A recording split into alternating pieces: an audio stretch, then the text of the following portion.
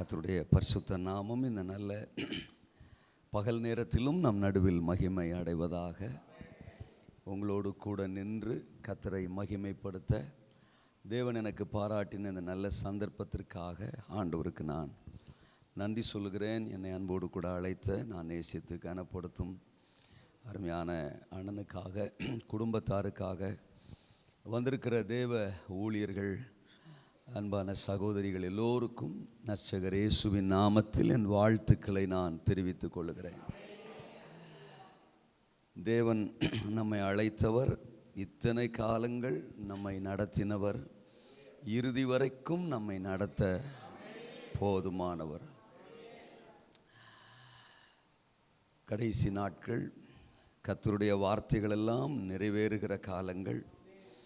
நம்முடைய பிரயாசங்களுக்கு நிச்சயம் பலனுண்டு. ஒரு நாளும் சபை தோற்று போவது இல்லை. என்னோடு கூட வேதாகமத்தை, ஆதியாகமத்தின் புத்தகம், எல்லாருக்கும் தெரிந்த ஒரு வசனம், 28வது அதிகாரத்தை நாம் திருப்பிக் கொள்ளலாம். ஆதியாகமத்தின் புத்தகம் 28வது அதிகாரம் நான் வாசிக்கிறேன். 15வது வசனம். நான் உன்னோடே இருந்து நீ போகிற இடத்திலெல்லாம் உன்னை காத்து இந்த தேசத்திற்கு உன்னை திரும்பி வரப்பண்ணுவேன். நான் உனக்கு சொன்னதை செய்யும் அளவும் உன்னை கைவிடுவதில்லை என்றார். ஆமென் சொல்லுங்க. நான் உனக்கு சொன்னதை செய்யும் அளவும் உன்னை கைவிடுவது இல்லை. அப்போ நம்முடைய ஊழியம் ஏற்கனவே தேவனால் திட்டமிடப்பட்டது.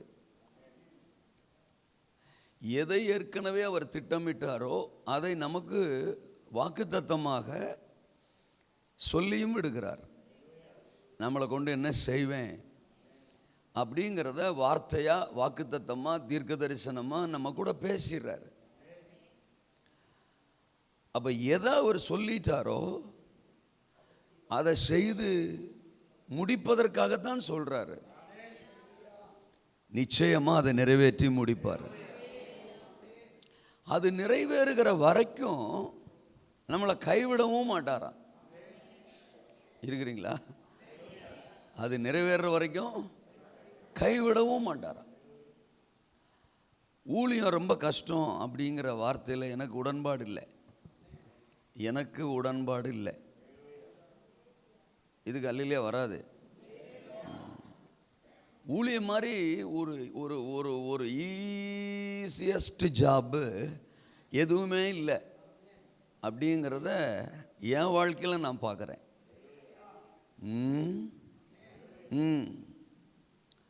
ஏன்னா ஊழியம் என்னுடையது இல்லை, ஊழியம் தேவனுடையது. என்னை கொண்டு உன்னை செய்யணும் அப்படின்னு அவர் தான் ஃபிக்ஸ் பண்ணியிருக்கிறார்.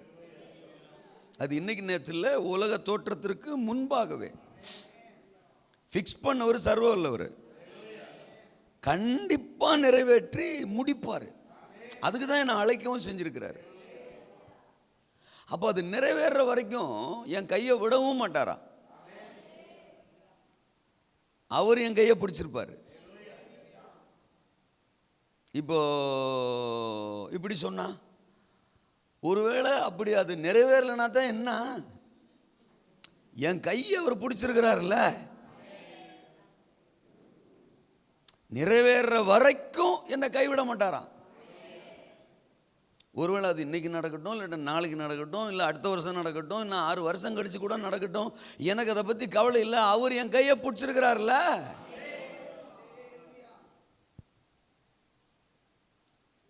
என் மூலமா நிறைவேறுகிற தேவனுடைய திட்டம் அவருக்கு ஆசீர்வாதம், அவருக்கு லாபம். என் மூலமா நிறைவேறுகிற அவருடைய திட்டம் அவருக்கு லாபம். என் கையை பிடிச்சிருக்கிறாரு பாருங்க, அது எனக்கு லாபம். என் கையை பிடிச்சிருக்கிறாரு பாருங்க, அது எனக்கு லாபம். இதை நம்ம புரிஞ்சுக்கிட்டு ட்ராவல் பண்ணோம்னா ஊழியம் மகிமையாக இருக்கும். இந்த நாமளா முக்கிறது முனகிறது தோத்திரம் அப்படி அப்படி அப்படி இப்படின்னு உருள்றது பிறல்றது, எங்கேயாவது முட்டிக்கிட்டு மூக்கை வீங்கி வச்சுக்கிட்டு தோத்திரம் ஊழியம் கஷ்டம் கடினம் அப்படின்னு சொல்லி புலம்பிக்கிட்டு வாழ்கிறோம். இல்லைங்க, கன்னத்தில் கை வச்சு கேட்குற அளவுக்கெல்லாம் நான் சோக பிரசங்கம் பண்ணலைங்க. இருக்கிறீங்களா? ரெண்டாவது, எனக்கு சோக பிரசங்கம் சுத்தமாக வராது, அதற்கு நான் அழைக்கப்படவே இல்லை.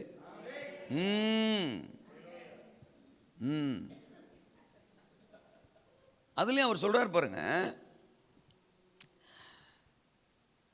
நான் உனக்கு சொன்னதை செய்யும் அளவும் உனக்கு சொல்லுவேன், சொன்னதை நானே செய்வேன். அடடா, அதாவது ஊழியம் நான் செய்கிறது இல்லை, ஊழியம் எனக்குள்ள இருந்து அவர் செய்கிறது. எனக்குள்ள இருந்து, இதுக்கு சரியான வார்த்தை வந்து அந்த 34:10 யாத்திராமம், உன்னோடு கூட இருந்து நான் செய்யும் காரியம். கூடவும் இருப்பாரா, அவரும் செய்வாரா, அவரே செய்வாரா, அவரை செய்ய விடுறது இல்லைல்ல. அதுதானே இப்போ பிரச்சனையே. எல்லாம் விஞ்ஞானிகளாக சுற்றுறது, அவருக்கே ஆலோசனை கொடுக்குறது, கம்முன்றுங்க, உங்களுக்கு ஐடியாலாம் தெரில, ட்ரிக்ஸ் எல்லாம் நாங்கள் நிறைய வச்சுருக்கோம், திறமைகள்லாம் நிறைய வச்சுருக்கோம், ஆனால் நாங்கள் இப்படி செய்கிறோம் அப்படி செய்கிறோம்னு ஆவியானவர்கள் ரெஸ்ட் கொடுக்குற ஊழியர்கள் பெருகிட்டதுனால தான், சரி நான் ரெஸ்ட் எடுக்கிறேன், நீ எங்கேயாவது முட்டிக்கிட்டு மோதிக்கிட்டு நில்லு அப்படின்னு ஒதுங்கிக்கிறாரு. அப்படிப்பட்ட ஊழியங்கள் தான் சிக்கல்லையும் பிரச்சனையிலையும் மாட்டிக்கிறது. அவர் சொல்ல சொல்ல சொல்ல சொல்ல சொல்ல எனக்குள்ளிருந்து அவர் செயல்பட செயல்பட செயல்பட அவர் அனுமதிச்சு அனுமதிச்சு நான் டிராவல் பண்ணா பயங்கரமாக இருக்கும். ஊழியம் ஊழியம்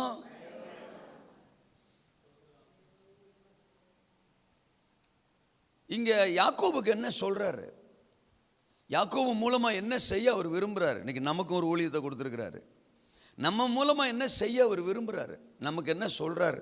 இந்த சம்பவத்திலிருந்து பார்த்தா அதற்கு முந்தின வசனங்களில் 13 வசனம், அதற்கு மேலாக கர்த்தர் நின்று, அதாவது பெத்தேல்ல அவனுக்கு சொப்பனத்தில் அன்றைக்கி ஆண்டவர் வெளிப்படுறாரு, அங்கே ஆண்டவர் பேசுகிறாரு, நான் உன் தகப்பனாகிய ஆபிரகாமின் தேவனும் ஈசாக்கின் தேவனுமாகிய கர்த்தர், நீ படுத்திருக்கிற பூமியை உனக்கும் உன் சந்ததிக்கும் தருவேன், உன் சந்ததி பூமியின் தூளை போல் இருக்கும், நீ மேற்கையும் கிழக்கையும் வடக்கையும் தெற்கையும் பரம்புவாய், உனக்குள்ளும் உன் சந்ததிக்குள்ளும் பூமியின் வம்சங்கள் எல்லாம் ஆசீர்வதிக்கப்படும். இதைத்தான் யாக்கோபுக்கு சொல்றாரு. இதை செய்கிற வரைக்கும் நான் உன்னை கைவிட. எப்பொழுதுமே ஆண்டவர் பெரிய விஷயத்தை தான் பேசுவார், நாம் ஏற்றுக்க முடியாததான் பேசுவார். ஆமீன் சொல்லலட்டா கூட அதான் உண்மை. யோசனை பண்ணி அடுத்த மாதம் கூட சொல்லுங்க. ஆமீன். நம்ம சிந்தனைக்கு எட்டாததும் நாம் அறியாததுமான பெரிய காரியத்தை தான் தேவன் நமக்கு அறிவிப்பார். ஆமேனா? ஏதோ நாம் பிளான் பண்ணுற மாதிரி சோத்துக்கும் குடும்பத்தை ஓட்டுறதுக்கும் தோத்திரம் நம்முடைய தேவைகள் சந்திக்கப்படுவதற்கு மட்டுமல்ல தேவனுடைய ஊழியம். இன்னும் சொல்லப்போனால் அதை நம்ம யோசிக்கணுங்கிற அவசியமே இல்லைன்றேன். பிழைக்க தெரியாத குரூப்பு தான் பிழைக்கிறத பற்றியே யோசிக்கும். என்னடா இவன் லூஸ் மாதிரியே பேசுகிறான். பிழைக்க தெரியாத குறிப்பு தான் பொழப்பை பற்றியே யோசிக்கும். என்ன கிடைக்கும், ஏது கிடைக்கும், சோத்துக்கு என்ன பண்ணலாம், சோறு கிடைக்குமா, தோத்திரம் இந்த இதை வச்சு இதை மேனேஜ் பண்ணிடலாமா, அதை வச்சு இதை சரி பண்ணிடலாமா இப்படின்னு. நோ நோ நோ நோ, நம்ம அதை யோசிக்கணுங்கிற அவசியமே இல்லை சார். இப்போ எனக்காக ஒரு பெருசா ஒன்றை இன்வெஸ்ட் பண்ணிட்டாரு, ஆட்டுக்குட்டியானவரின் ரத்தத்தை இன்வெஸ்ட் பண்ணி தான் என்ன அவர் தூக்கி இருக்கிறார், என்ன அவர் அழைச்சிருக்கிறாரு, என்ன பெருசா ஒரு விலை கொடுத்து வாங்கிட்டாரு. அவருடைய பர்பஸை என் மூலமா நிறைவேற்றுவதற்காக இவ்வளவு காஸ்ட்லியா விலை கொடுத்து வாங்கின என்ன தோத்திரம், அது எதற்காக வாங்கினாரோ அது நிறைவேறாம விடவே மாட்டாரு. அப்ப என் மூலமா ஒரு பெரிய அறுவடை, ஆத்தும அறுவடை ஒன்று தான் அவருடைய கோல். அதுதான் நம்மளை அழைச்சிருக்கிறாரு. அப்போ என் மூலமாக அவர் பர்பஸ் நிறைவேற வரைக்கும் நான் உசுரோடு தான் இருக்கணும். அப்போ என்னை ஜீவனோட வச்சுக்கிடுவார், என்னை சாக விட மாட்டார். ஏன் செத்துட்டான்னா இவனுக்கு நான் பண்ண இன்வெஸ்ட் வேணா போயிடும், தோத்துறோம். அப்போ இவன் மூலமாக நடக்க வேண்டியது நடக்கணும்ல.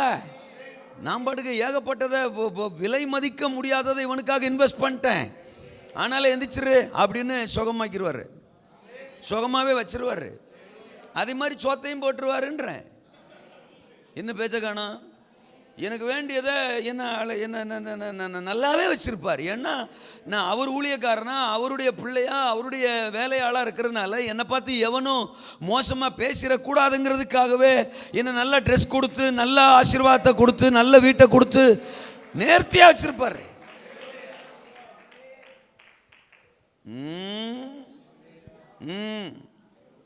நான் அடிக்கடி இப்படி சொல்லுவேன், தரிசனமும் சாகாது, தரிசனம் உள்ளவனையும் அது சாக விடாது. சொல்லுங்க, அல்லையா? இல்ல, தரிசனம் சாகாது, தரிசனம் உடையவனையும் அது சாக விடாது.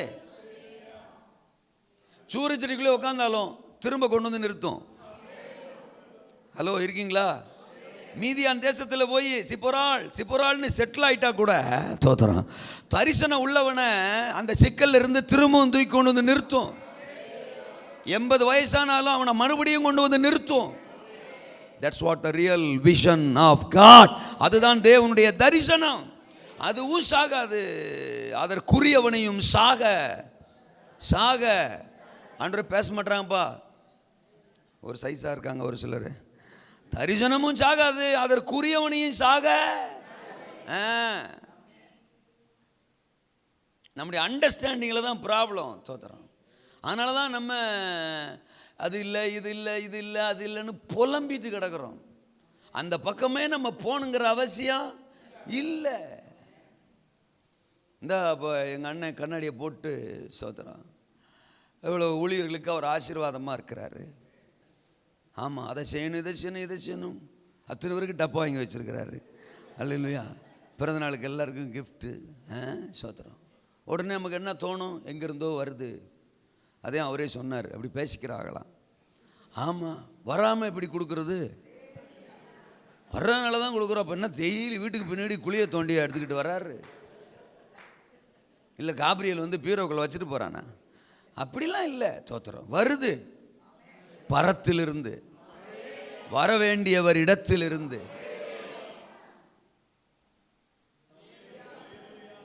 எங்கிருந்தோ வருது. ஆமாம், என்னப்பா, என்ன செய்ய போற நீ? வருதுல்ல, எங்களுக்கு வருதுன்னு உனக்கு தெரியுதுல்ல. நீயும் அழைக்கப்பட்ட ஆள் தானே, நீயும் ஊழியக்காரன் தானே, நீ ஆண்டவருடைய அபிஷேகத்தை பெற்ற ஆள் தானே. அப்போ உனக்கும் வர வைப்பார்ல. ஏன் அந்த மாதிரி யோசிக்க தெரியல? இதே ஜான் கிறிஸ்டோபர் அண்ணன் இந்த நாகர்கோயிலில் ஊழியங்களை ஆரம்பித்த காலங்களில் அவர் பட்ட கஷ்டம், வேதனை பலமுறை சாட்சியில் சொல்லியிருக்கிறார். நானும் கேட்டிருக்கேன். தனக்கு யாராவது ஒரு சப்போர்ட் வராதா? ஆமாம், அந்த வீட்டுக்கு வாடகை கட்டுறதுக்கு, குடும்பத்தை நடத்துறதுக்குன்னு அவர் கஷ்டப்பட்ட கண்ணீர் விட்ட காலங்கள் அவர் லைஃப்லையும் இருந்துச்சு. பொத்துன்னு யாரும் வானத்திலேருந்து வந்துடல. எல்லாரும் கஷ்டம் பாடுகள் ஊடாகத்தான் வந்தாங்க. இன்னைக்கு கத்தர், நான் பட்ட கஷ்டம் ஊழியர்களுக்கு வரக்கூடாது, என்னால் முடிஞ்சதை நான் ஊழியர்களுக்கு செய்யணுங்கிற ஒரு தரிசனத்தை, ஒரு பாரத்தை உள்ளத்தில் உடையவராக நிற்கிறார் பாருங்க. அதுதான் அல்லேலூயா. நம்மளை அழைச்சவரையும் நம்ம மேல இருக்கிற அழைப்பையும் புரிஞ்சுக்கிட்டாலே நம்ம ஆசீர்வாதமா தாங்க இருப்போம். ஊழியக்காரன் கையேந்திரவனா இருக்கிறதுக்கு வாய்ப்பே இல்லை. நம்மளை கடைசி வரைக்கும் நல்லா பார்த்துக்கிடுவாரு, நல்லா பார்த்துக்கிடுவாரு. நம்ம மைண்டு அங்க போகவே கூடாது. சோறு பணம் வீடு காரு அதெல்லாம் நமக்கு தேவைங்கும் போது எல்லாத்தையும் நேர்த்தியா சூப்பரா தருவாரு. அதான் உன்னை கைவிடுவதே இல்லைன்ட்டார்ல. அல்லேலூயா. ஸோ இங்க யாக்கோபுக்கு என்ன சொல்றாரு? 3 காரியம் சொல்கிறேன். நம்மளை அவர் அழைச்சது, நம்ம கூட அவர் பேசுறது, நம்மளை குறித்து அவருக்கு வச்சிருக்கிற திட்டம், பலுகி பெருகணும். சொல்லுங்க அந்த வார்த்தையை, பலுகி பெருகணும். இங்கே யாக்கோபிட்ட சொல்கிறாரு பாருங்க, தோத்திரம். ஆமாம், உன் சந்ததி பூமியின் தூளை போல் இருக்கும். அதுதான் சொல்கிற வார்த்தை யாக்கோபுக்கு. நீ பலுகி பெருகணும், உன் சந்ததி பூமியின் தூளை போல பெருகணும். இன்னைக்கு சபைக்கான வார்த்தை, நமக்கான வார்த்தை, நம்மளை அழைச்சதுக்கான நோக்கம், நாம் இந்த உலகத்தில் பலுகி பலுகி சின்னவன் 1000 சிறியவன் பலத்த ஜாதியாவான். அதுக்கு தான் நம்மளை அழைச்சிருக்கிறாரு, அதுக்கு தான் நமக்கு வாக்குத்தத்தம் கொடுத்துருக்கிறாரு. எல்லா ஊழியனுக்கும் இதுதான் அவருடைய நோக்கம், எல்லார பற்றியும் அதுதான் நோக்கம். ஏதோ ஒரு சபை வளரணும், ஒரு ஊழியக்காரன் வளரணும், அவரை மட்டும் பயன்படுத்தி அவர் மூலமாக 1000 ரட்சிக்கப்படணும், மற்றவங்கெல்லாம் உட்காந்துருக்கணும். No no no no no no no no no.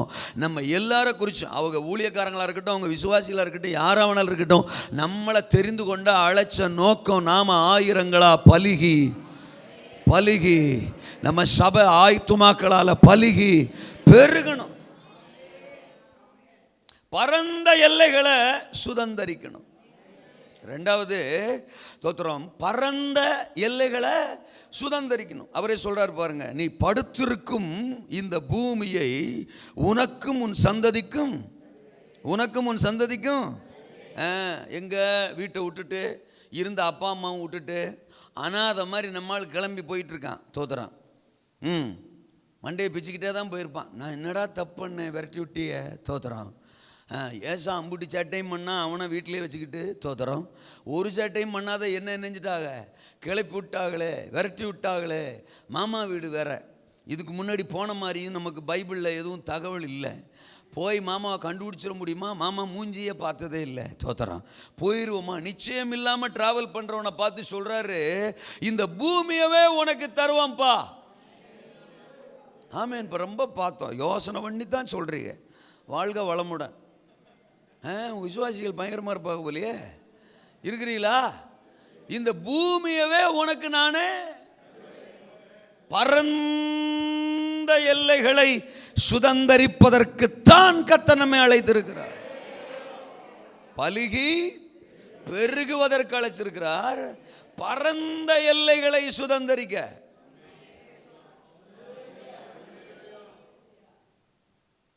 ஏதோ ஒரு குறுகிய வட்டத்துக்குள்ள உட்கார்ந்துருக்கிறதுக்காக தேவன் நம்மளை அழைக்கல. என்ன அந்த இடத்துல வச்சிருந்தா நான் ஊழியம் செஞ்சிருப்பேன், இந்த இடத்துல வச்சிருந்தா நான் ஊழியம் செஞ்சிருப்பேன். இடம் மேட்டரே இல்லை. தோத்திரம். எங்க சாமுவேல் ஜெபராஜையா ஒரு பாயிண்ட் அடிக்கடி சொல்லுவார். தோத்திரம். நீங்க எந்த இடத்துல இருக்கிறீங்கிறது மேட்டர் இல்லை, கர்த்தர் வச்சிருக்கிற இடத்துல இருக்கிறீங்களா? நீங்க எந்த கிராமத்தில் இருக்கிறீங்க, எந்த பட்டணத்தில் இருக்கிறீங்க, எந்த எல்லைகள் இருக்கிறீங்க, அது இல்லை. கர்த்தர் உங்களை வச்சிருக்கிற, சொல்லி இருக்கிற இடத்துல நீங்க இருக்கிறீங்களா? ஆமேனா? டிரான்ஸ்ஃபர் கூட ஸ்தோத்திரம், கர்த்தர் தந்து கொடுத்தாருன்னா நல்லா இருக்கும், கண்டமானிக்கு கொடுத்தா நல்லா இருக்காது. அல்லையா சொல்லுங்க.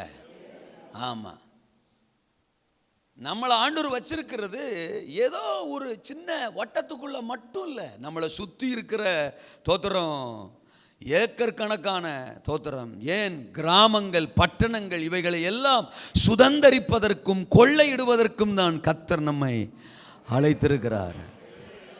நான் சொல்கிறேன் தோத்திரம், உங்களை வச்சிருக்கிற எல்லைகளுக்கு, நீங்கள் இருக்கிற எல்லைகளுக்கு 1000 லட்சங்கள் கிராமங்களிலிருந்தும் பட்டணங்களிலிருந்தும் ஓடி வரும்.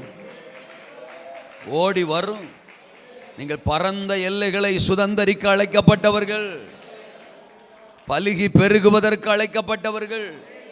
3வது நான் சொல்றேன், பயனுள்ள சந்ததியை, பயன்படுகிற சந்ததியை எழுப்புவதற்கு எழுப்ப வேண்டும். பயனுள்ள சந்ததியை எழுப்பணும். அதுதான் யாக்கோபுக்கு தேவன் சொன்ன வார்த்தை. என்ன அப்படி சொல்றாரு? அந்த வார்த்தை நான் வாசிக்கிறேனே. தோத்திரம். உன் சந்ததி பூமியின் தூளை போல் இருக்கும். 14ஆம் வசனம். மேற்கையும் கிழக்கையும் வடக்கையும் தெற்கையும் பரம்புவாய், உனக்குள்ளும் உன் சந்ததிக்குள்ளும் பூமியின் வம்சங்கள் எல்லாம். உனக்கு நான் கொடுக்க போற சந்ததி இருக்க, அந்த சந்ததியின் மூலமா இந்த பூமி என்ன செய்யும்? ஆசீர்வதிக்கப்படும். அப்ப பூமியை ஆசீர்வதிக்கிற, பூமிக்கு ஆசீர்வாதமான ஒரு சந்ததியை நீ எழுப்பணும். அதுதான் நம்ம மேல இருக்கிற அழைப்பு. பலுகி பெருகணும், பரந்த எல்லைகளை சுதந்தரிக்கணும், ஒரு பயன்படுகிற பயனுள்ள ஒரு சந்ததியை நாம் பிறப்பிக்கணும். ஐயா கூட ஜபத்தில் நடத்தும் போது கடைசி ஜப குறிப்பா அப்படிதான் சொல்லி நடத்தினாங்க. ஊழியர்கள் இன்னைக்கு பயன்படணும், ஊழியர்களை தேவன் பயன்படுத்தணும். நம்ம மூலமா அடுத்த ஒரு ஜெனரேஷன் பயன்படுகிற ஒரு தலைமுறை எழும்பணும். பாருங்க, யாக்கோபுக்கு மாமா வீட்டுக்கு போகும்போது 12 பிள்ளைங்க நமக்கு பிறக்கும்லாம் அவனுக்கு என்ன செய்யாது? தெரியாது. இருக்கீங்களா? அந்த 12 கோத்திரமாக போகுதுன்னு அவனுக்கு தெரியாது. அந்த 12 கோத்திரம் அடங்கினது தான் இஸ்ரவேல் தேசமா இருக்க போகுதுன்னு அவனுக்கு தெரியாது. அதுல ஒரு கோத்திரம் யூதா கோத்திரம். அந்த யூத கோத்திரத்துல தான் யூத கோத்திரத்தின் சிங்கம் இந்த பூமியில ரட்சகரா வரப்போறாருன்னு அவனுக்கு சொல்லுங்க. அவனுக்கு தெரியாதே. நம்ம சூழ்நிலைகளையே பார்த்து பார்த்து பார்த்து பார்த்து பார்த்து பார்த்து பார்த்து செத்து போயிடுறோம். பிரச்சனைகளையே, நம்முடைய காரியங்களையே, நம்முடைய தேவைகளையே பார்த்து. இப்போ யாக்கோபுடைய சூழ்நிலை என்ன? அனாதை மாதிரி நிற்கான். அப்பா கிடையாது, அம்மா கிடையாது, பக்கத்தில் ஆறுதலுக்கு ஒரு ஆள் கிடையாது, போகிற ஏரியா கூட அவனுக்கு தெரியாது. மாமா வீட்டுக்கு போய் சேர்ந்துருவோமான்னு தெரியாது. நம்ம போய் சேர்ற வீடு தான் மாமா வீடான்னு தெரியாது. மாமா மூஞ்சி இது வரைக்கும் பார்த்ததும் கிடையாது. ஆமாவா? நிச்சயம் இல்லாமல் இருக்கிறான் சார். ஆனால் அவனுக்குள்ளதான் 12 கோத்திரங்களை கத்தர் வச்சிருந்தாரு, ஒரு தேசத்தை கத்தர் வச்சிருந்தாரு. பயன்படுகிற தோத்திரம் கோத்திரங்களை, கோத்திர பிதாக்களை அவனுக்குள்ள கத்தர் வச்சிருந்தாரு. அவனுக்குள்ள இருந்து வந்தவன் தான் ஒரு லேவி. அந்த லேவி கோத்திரத்தில் தான் தோத்திரம் 30 லட்சங்களை விடுதலை செய்த ரட்சகன் ஒரு மோசே எழும்புனா. ஆமேனா? யாக்கோபுக்குள்ளிருந்து வெளிப்பட்ட சோத்திரம் மனாசே கோத்திரத்தில் தான் நியாயாதிபதிகள் காலத்தில் அவன் மீதியான கையிலிருந்து இஸ்ரவேலை ரட்சிக்கிற ஒரு கிதியோன் எழும்பினா. அதே நியாயாதிபதிகள் காலத்தில் தான் கோத்திரத்திலிருந்து வெளிப்பட்ட ஒரு சிம்சோன் எழும்பினா. நீ இப்படி யோசித்து பாருங்க. சோத்திரம் எப்ராஹிம் கோத்திரத்திலிருந்து வெளிப்பட்ட ஒரு ஜாஷுவா எழும்பினா. அப்ப தேசத்திற்கு, பூமிக்கு ஆசீர்வாதமாக பயன்பட்ட ஒரு சந்ததியை பிறப்பிக்கிற, எழுப்பி விடுகிற ஒரு மகிமையான தேவ திட்டம் யாக்கோபுக்குள்ள இருந்துச்சு. நம்ம சூழ்நிலைகளையும், நம்முடைய பலவீனங்களையும், நம்முடைய காரியங்களையுமே பார்த்து பார்த்து சோர்ந்து போயிடும் sir. No no no no no. நம்முடைய கற்பனைக்குள்ள அடங்காத மிகப்பெரிய சந்ததிகளை, அடுத்த தலைமுறையை எழுப்புகிற ஒரு தேவ திட்டம் நமக்குள்ள மறைஞ்சிருக்கு.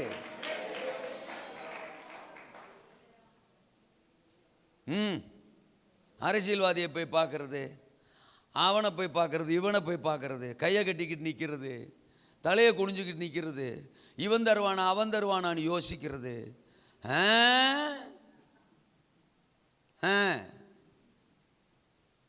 யாக்கோபுக்குள்ள எவ்வளவு வச்சிருக்கிறார் பாருங்க. ஒட்டுமொத்த உலகத்திலையும் பஞ்சம் வந்தப்போ அந்த பஞ்சத்துக்கு உலகத்துக்கே சோறு போட்ட ஒரு ஜோசப்ப அவனுக்குள்ளதான் கத்தர் வச்சிருந்தாரு. அந்த யாக்கோபுக்குள்ளதான் வச்சிருந்தாரு. இந்த 28 அதிகாரத்துக்குள்ளதான் 50 பேர் இருக்கான். ஆமீன் சொல்லுங்க. சிம்சோன் இந்த 28 அதிகாரத்துக்குள்ளதான் இருக்கான். ஒத்துக்கிறீங்களா? இந்த பெத்தேல்ல பேசுறாருல அந்த வார்த்தை, உன் சந்ததிக்குள்ள பூமியின் வம்சங்கள் எல்லாம் ஆசீர்வதிக்கப்படும் சொல்றாருல, அந்த வார்த்தைக்குள்ளதான் சிம்சோன் இருந்தான். அவன் தான் கோத்திரம். அந்த வம்சத்தை, அந்த வார்த்தைக்குள்ளதான் யாரு? பாராக்கு இருந்தான். பாராக்கு நப்தலி கோத்திரம். அந்த வார்த்தைக்குள்ளதான் கிதியோன் இருந்தான். கிதியோன் மனாசே கோத்திரம். அந்த வார்த்தைக்குள்ளதான் யோசுவா இருந்தான். யோசுவா எப்ராஹிம் கோத்திரம். அந்த வார்த்தைக்குள்ளதான் மோசே இருந்தார், ஆரோன் இருந்தார், அவர்கள் லேவி கோத்திரம். அந்த வார்த்தைக்குள்ளதான் டேவிட் இருந்தான். டேவிட் யூதா கோத்திரம். அந்த வார்த்தைக்குள்ளதான் சவுல் இருந்தான். சவுல் பென்யமீன் கோத்திரம். புதிய ஏற்பாடு சவுலும் பென்யமீன் கோத்திரம். அட்ரா சக்க அல்லையில சொல்லுங்க. அப்போ அப்போ இவ்வளோ பெரிய மாஸ்டர் பிளானு உங்களை பத்தி என்ன பத்தி சர்வ வல்லவர் பரலோகம் வச்சிருக்கு சார். அப்ப நம்ம யாரு? சும்மா நம்ம மேல் இருக்கிற அழைப்பு, அபிஷேகம், அதற்கு நிகர் எதுவுமே இல்லை சார். உட்காந்தாலே ஒரு மாதிரி கெத்தா உட்காந்துருக்கணும். சும்மா கொட்டாய் விடுற மாதிரி தூங்குற மாதிரிலாம் உட்காருக்க கூடாது. உட்காந்தாலே ஒரு கெத்தா உட்காந்து. அல்லேலூயா.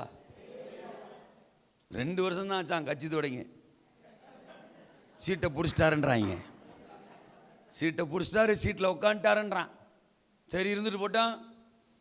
2 வருஷம் ஆச்சு கட்சி தொடங்கி. அந்த ஆளே தமிழ்நாட்டில் சீட்டில் சிங்காசனத்தில் உட்கார முடியும்னா நம்ம மேலே அழைப்பு வந்து, அபிஷேகம் வந்து, நமக்கு வாக்குத்தத்தம் வந்து, ஏன் இந்த உலகத்துக்கு பூமிக்கு சபை வந்து, சபையில் பரிசுத்த ஆவியானவர் வந்து, எத்தனை வருஷங்கள் எத்தனை நூற்றாண்டுகள் ஆயிடுச்சு.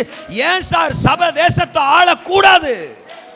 ஆளணும், ஆளும்,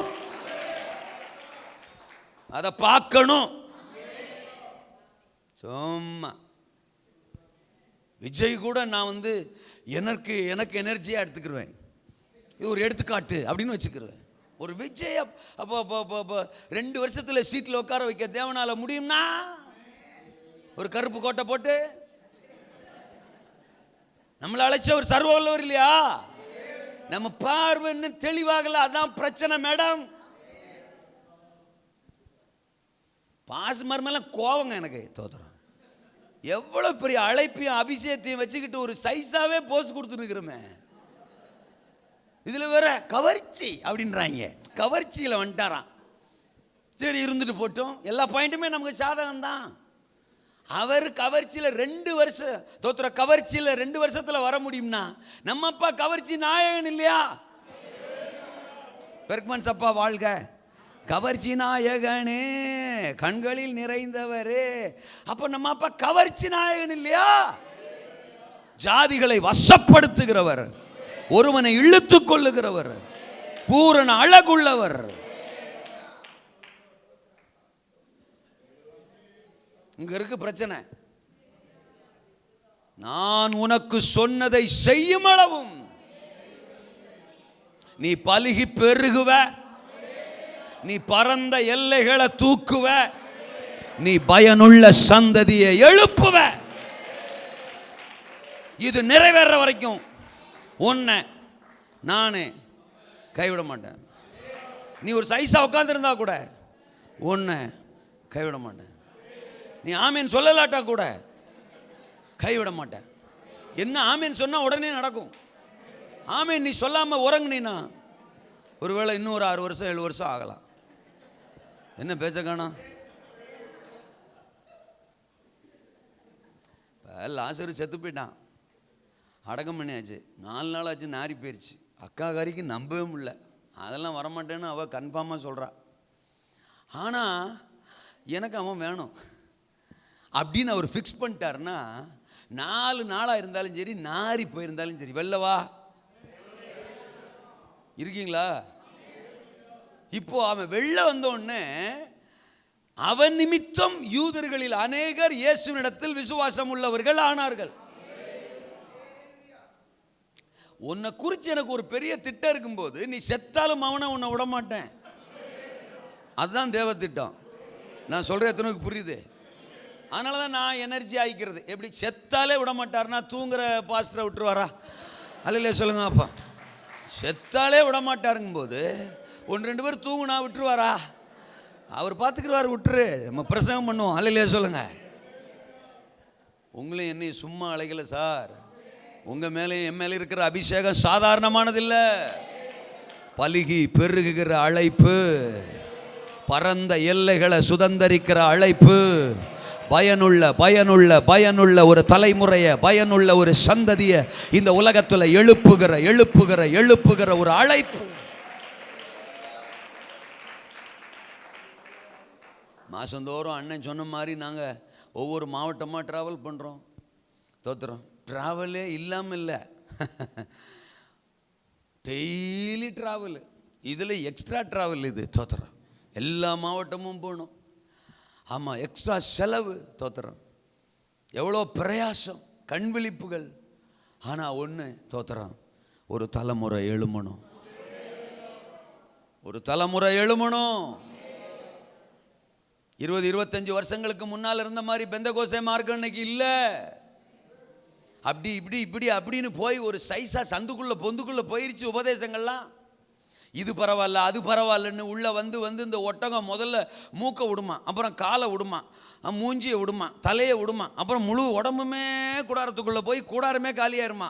அந்த மாதிரி தான் பெந்தகோஸ்தே மார்க்கத்தில் இது பரவாயில்ல அது பரவாயில்ல. தோத்திரம்.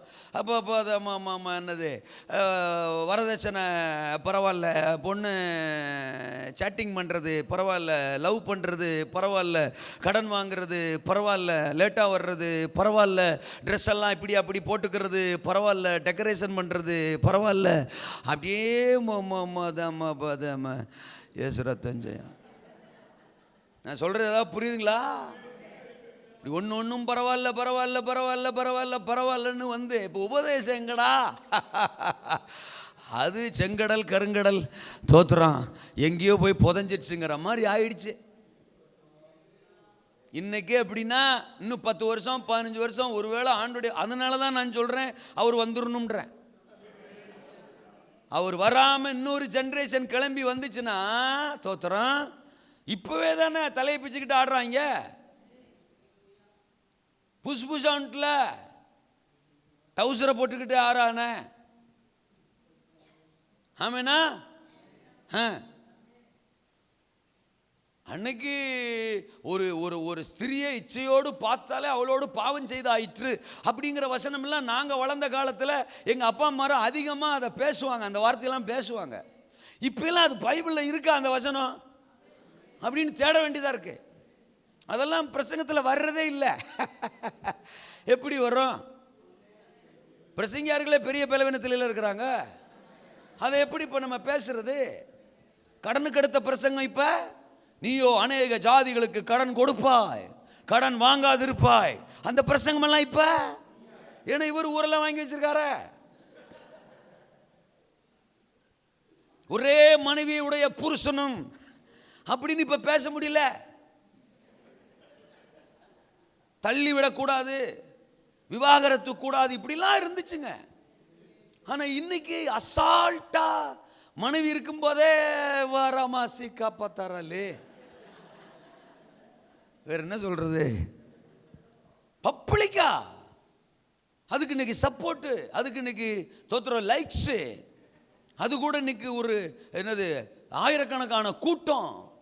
ஏன்னா நமக்கு ஒரு தலைவன் கிடைச்சிட்டான்டா, அவரே அப்படின்னா நாமளும் அப்படி செய்யலாம்லடா, நாளைக்கு எவனும் நம்மளை கேள்வி கேட்க மாட்டான்லடா, அட்ரா விசிலு போடுறா ஓட்டு.